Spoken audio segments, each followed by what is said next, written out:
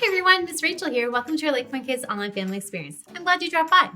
This month we've been talking about how we can live brightly by shining like Jesus.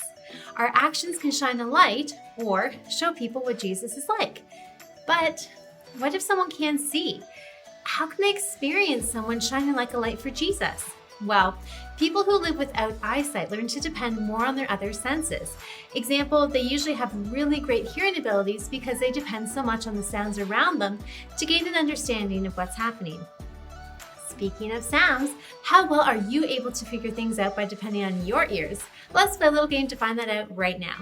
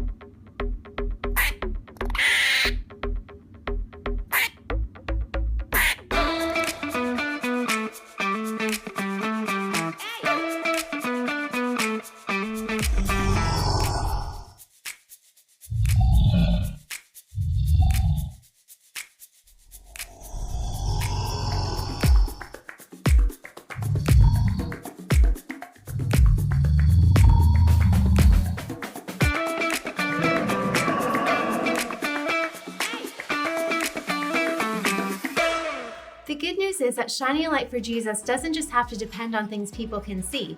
It's also about how you act towards them, the words you use, the tone you have, and your attitude. And one of the best ways to shine brightly is by showing this right here. Compassion. Compassion is caring enough to do something about someone else's needs. I'll count to 3 and we'll say it together. 1, 2, 3. Compassion is caring enough to do something about someone else's needs. God is big into compassion.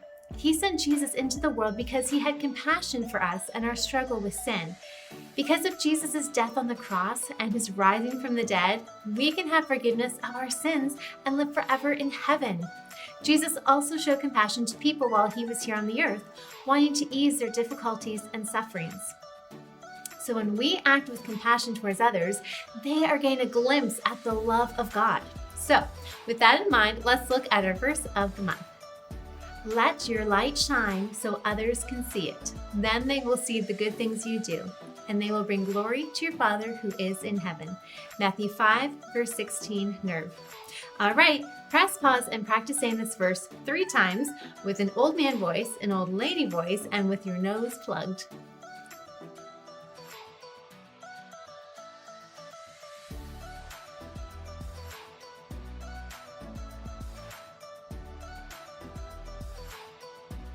So compassion, what is that again? Well, compassion is caring enough to do something about someone else's needs.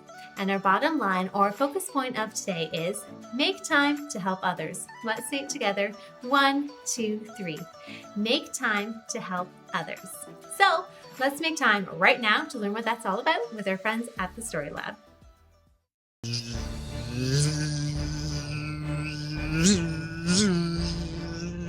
Hey, welcome to Story Lab. This week we're taking a look at the story of someone who witnessed a miracle with his very own eyes.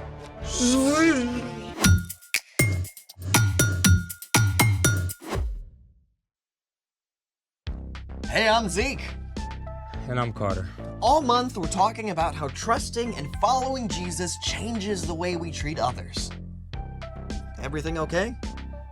Sorry. What's going on?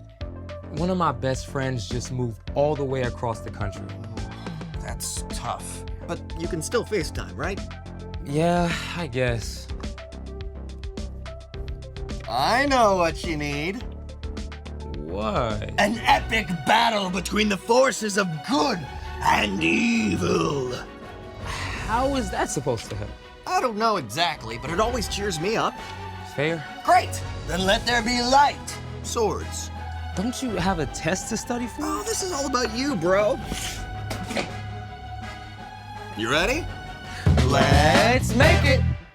Today we're gonna make our very own light swords. I grant you, this could be cool. What do we need? Pool noodles, giant rolls of cardboard, high-powered LED lights? Straws. Great, I'll go get... Wait, like drinking straws? Straws! I was picturing something a little more galaxy-conquering. These are simply the best for light swords. Did you see what I did there? Simply. I don't see it yet, but okay. Okay, we need 2 straws, black tape, scissors, glue sticks, a glue gun, rhinestones, and these dazzling finger lights. Ooh, I call blue. Oh, then I will get, red. Okay, for step 1, cut a few strips of black tape and cover the base of the light.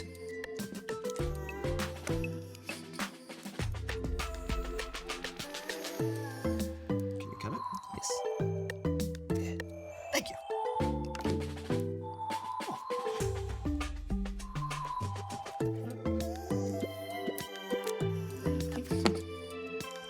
Now for step 2, you're gonna need a grown-up around for this. Prepare the glue gun.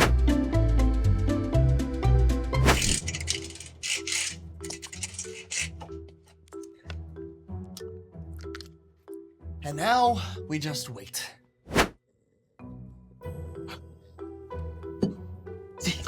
Oh, what? I think they're ready. Oh, they're ready? Oh, perfect. Mine's ready. Okay.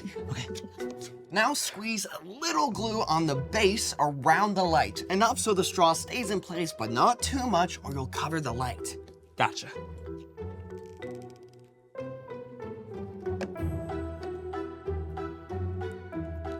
Now make sure the straw is straight and hold it for a few seconds so it dries in place. How's this? Oh, you the man. Hey, how hot is a light sword? I don't know, how hot? Lukewarm. You get it? Oh, okay, I get it. Now, for step 3, it's time for the rhinestone. Just glue it to the end of the straw so the light doesn't escape. Now, our strategy for this is putting it around the tip of the straw and then just placing it on the rhinestone.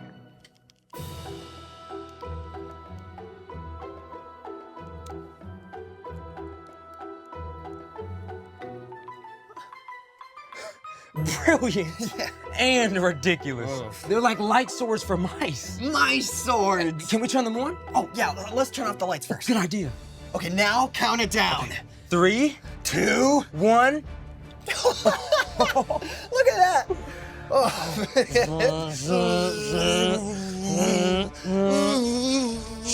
We meet again at last. If you strike me down, I will become more powerful than you can possibly imagine.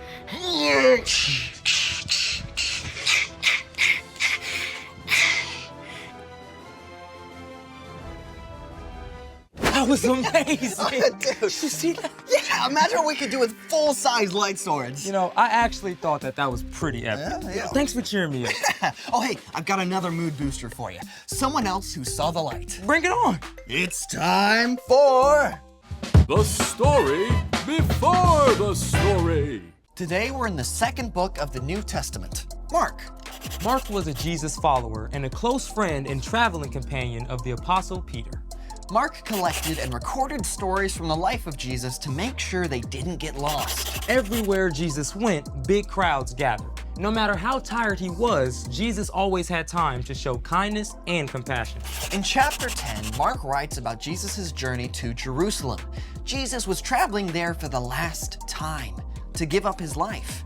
Which is where our story starts. Take it away. Hey everyone! On their way to Jerusalem, Jesus and his followers passed through the large, busy city of Jericho. More and more people gathered until a crowd followed as they left the city. People lined the streets, straining for a chance to see Jesus. Ahead, a man named Bartimaeus sat by the side of the road asking for money. He was blind and he couldn't see a thing, but he could hear all the voices. Look, it's Jesus. I heard he heals the sick. I heard he raised a man from the dead. He fed thousands of people with just a few loaves of bread and fish. He can do anything. Bartimaeus' thoughts must have raced as he listened. At this time, if you were blind, there was no technology to help. You couldn't hold a job, and you had to rely on other people's compassion. If nobody was willing to help, you were stuck, left to beg for money in the streets. It was a very hard life. Desperate not to miss his chance, Bartimaeus began to shout. Jesus, son of David, have mercy on me. The people around Bartimaeus tried to keep him quiet. Who do you think you are? Yeah, Jesus has got important things to worry about. You should just zip it. But Bartimaeus shouted even louder. Jesus, son of David, have mercy on me. You know what? Even though Jesus was surrounded by a noisy crowd, and even though he was on an important mission, Jesus listened. He heard Bartimaeus, and Jesus stopped. Call for him. Whoa. Hey! Cheer up! Get up on your feet! Jesus is actually calling for you. Bartimaeus leapt to his feet and stumbled toward Jesus, tossing his cloak aside. And that cloak may have been one of the only things Bartimaeus owned, yet he threw aside his most important possession just to get to Jesus. What do you want me to do for you? Teacher, I want to be able to see.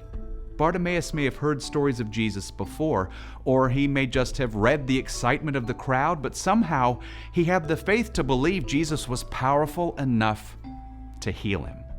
Go. Your faith has healed you. I can see. I can see. Can you imagine? Bartimaeus had been living in complete, utter darkness. And suddenly, in an instant, light and color explode before your eyes.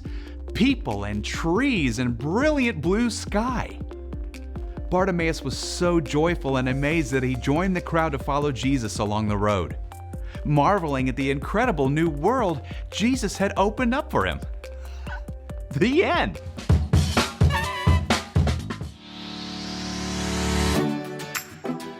Just like Jesus saw Bartimaeus' need and stopped to help, we can show compassion when we keep our eyes open for what the people around us need. Compassion is caring enough to do something about someone else's needs. So when you see a need, it's important to take action. True compassion involves taking time to help others, like pausing your video game to help your mom bring in the groceries from the car, or taking a few minutes to FaceTime your grandma, or helping your dad pack up and deliver food to hungry people at the food bank, or saying hi to a new classmate, or getting up a few minutes early to play with your baby brother before you head off to school. Taking time for people is what Jesus would do. And it's something God does for us too. He's always available to listen to us. He's ready to offer us wisdom when we have to make a decision. He tells us we never have to face anything alone. He can help us stay strong and refuse to sin. God takes time for us, friends, so we can take time for others too. It's time to bring it home now with our small group time, so along with your parent, listen to today's instructions. First, talk about when someone has made time for you. Then talk about specific ways where God has made time for you. Now, discuss 3 ways where you can take time for others. All right, press pause, enjoy discussion, and then come back to the second set of instructions.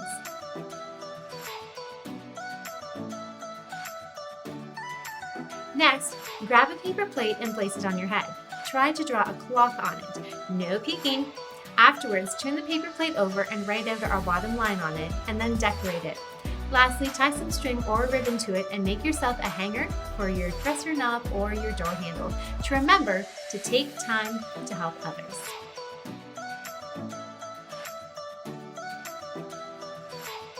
Parents, now is the time to either scan the QR code on the screen or head on over to the LakePoint app to fill out our online connection card.